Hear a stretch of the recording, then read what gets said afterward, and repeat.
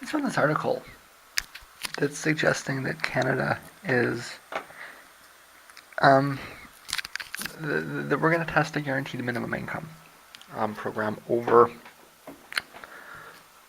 the fall, this fall, as in that it's in the budget.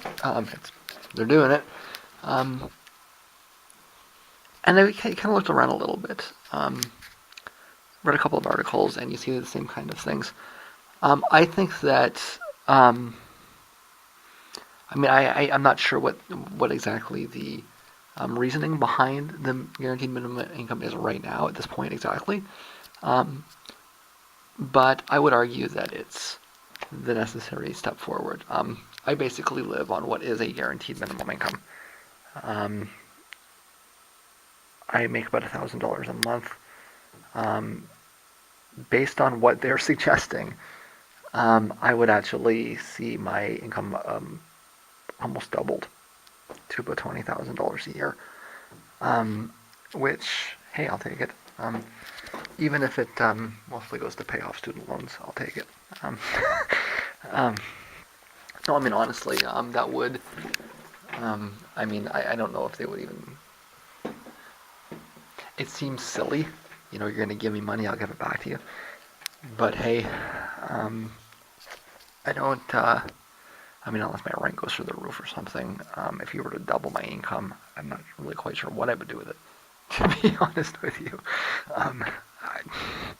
but anyways, they're talking about how is it going to create a disincentive to work? Um, this is such a ridiculous. That is a discussion that exists in the industrial era, in the era of where we had people involved in large-scale productive capacities, where people got together and they made things. That's not the world that we live in anymore.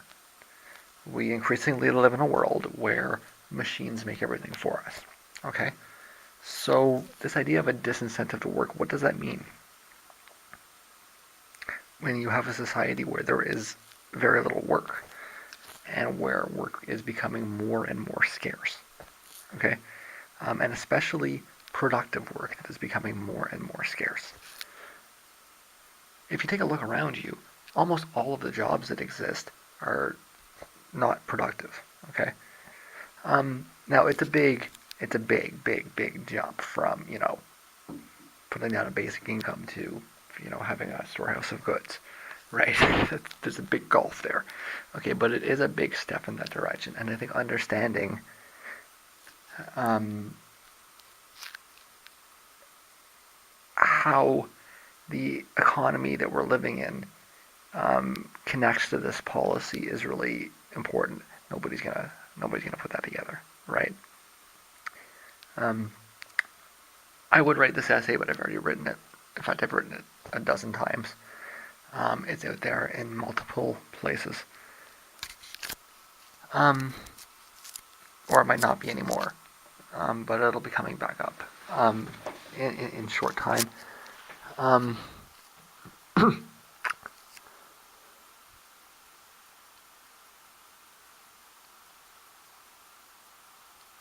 and it's in the United States. They're having an election. It looks like it's going to be an election with free trade. Um, and the Democratic primary is largely about free trade. If we end up with Trump versus Clinton, it's going to be a big component of the election is going to be about free trade. Um, and it's maybe looking backwards. I'm not an advocate. Well, I am an advocate of free trade. I'm not an advocate of the trade agreements that exist. But looking forwards, it's almost a non-issue. Why exactly is it that we're talking about agreements um, that are about shipping goods across oceans and continents, when the cheapest way to do this is not going to be to hire children in Vietnam? That's not going to be true anymore. the cheapest way to do this will be to automate a factory in Ontario, or to automate a factory in Ohio. Or, in fact, if your market is in California, then to automate a factory in Los Angeles. Okay? Um,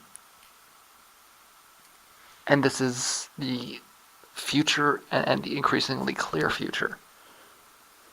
As much as, us, we on the left, as much as we want to flail against these agreements, the reality is that the teeth of these agreements is dissipating along with the technology.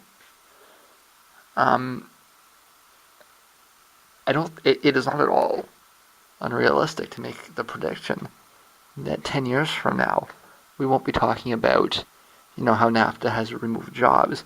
We'll be talking about how NAFTA is irrelevant because there isn't any labor anymore. We're talking about how the TPP is meaningless because we're not importing anything from out there because it's too expensive to pay for the travel costs when you could pay a machine to do it here. Okay? The only thing that's cheaper than a slave is a machine.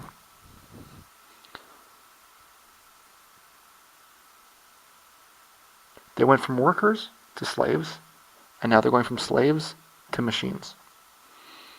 Okay? You don't have to clothe them, you don't have to feed them. Well, maybe you have to feed them a little bit, you've got to feed them energy. Okay, but it's a lot cheaper. You'd have to feed them energy anyways. Right?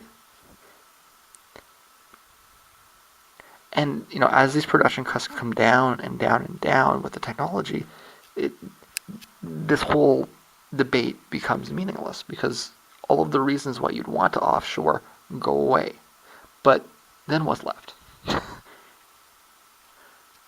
We brought production back, and we don't have any jobs. So we have all of these factories, and they're producing all these goods at this super, super low cost. But nobody's getting paid to make anything.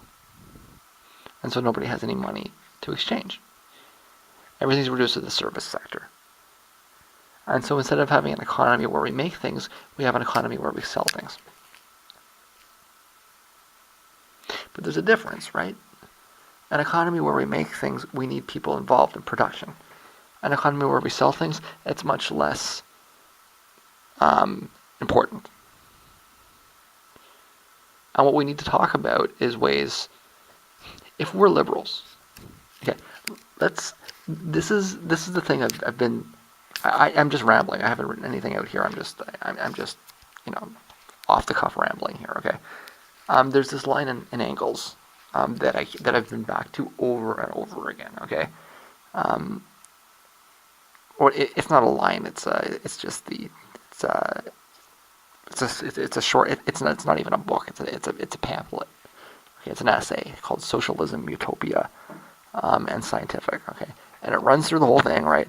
And it argues that, or it runs through the summary of it, right? And it argues that what we call capitalism today, liberalism, is the best way to maximize freedom in a agricultural society, right?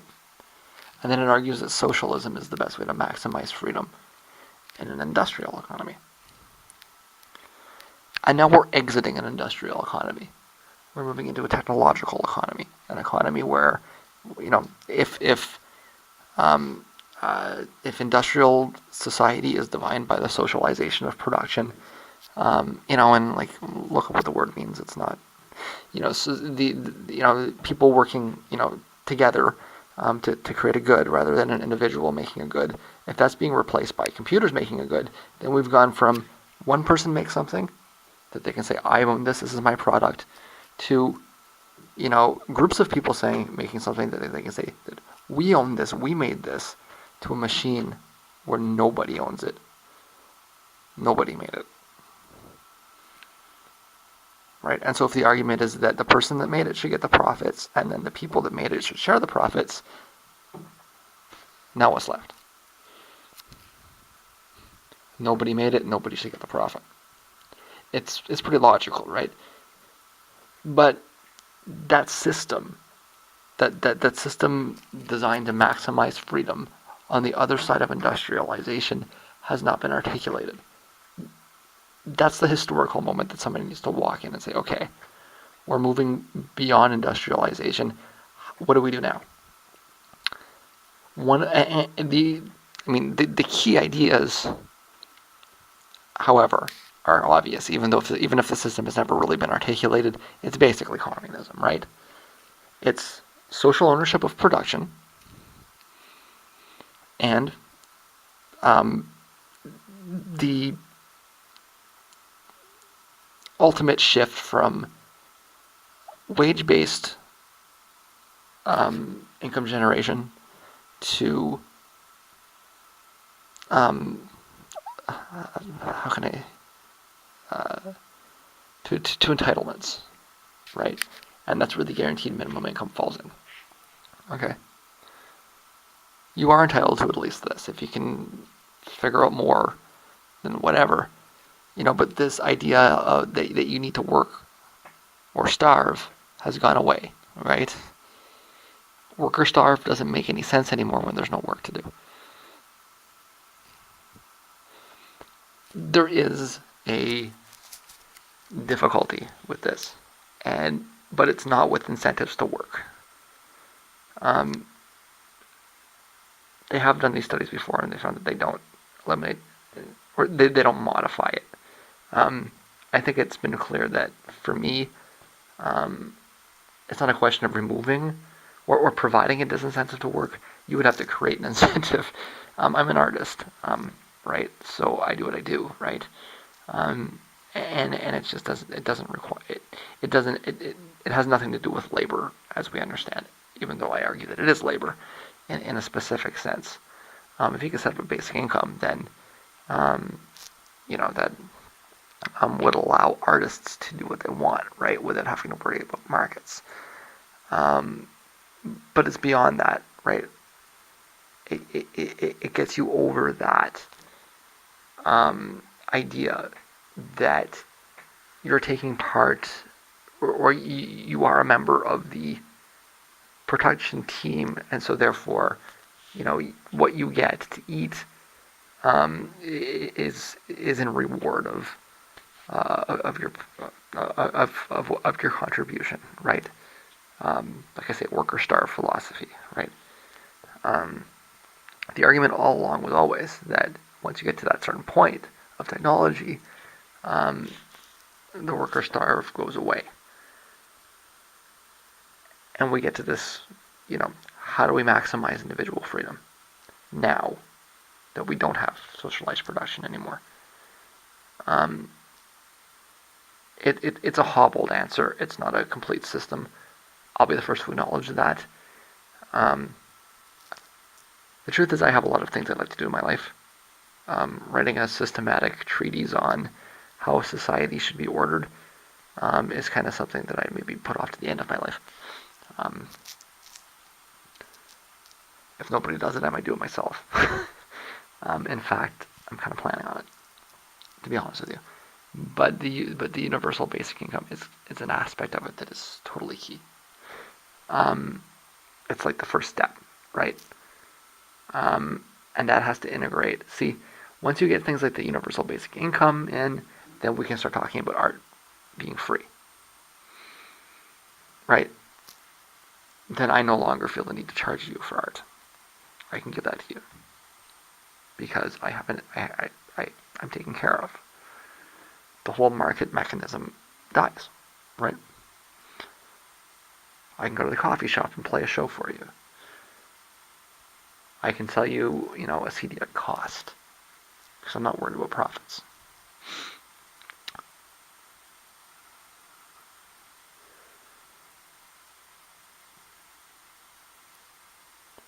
But that's just an aspect, right? The next thing you have to do to really make sense of that, to have that make, to be reasonable, is that you move to common ownership of the production.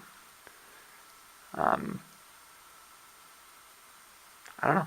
Maybe these guys are thinking in ways I wasn't expecting. but I don't really think that that's on the horizon. But this is the great thing about the Liberal Party of Canada, is that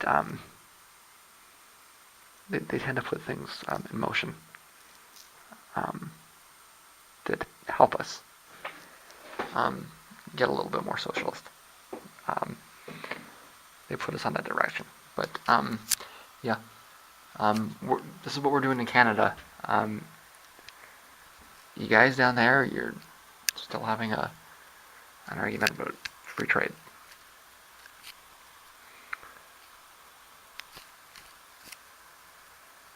I'm not trying to sound superior. It's just we seem to be a couple steps ahead of you there.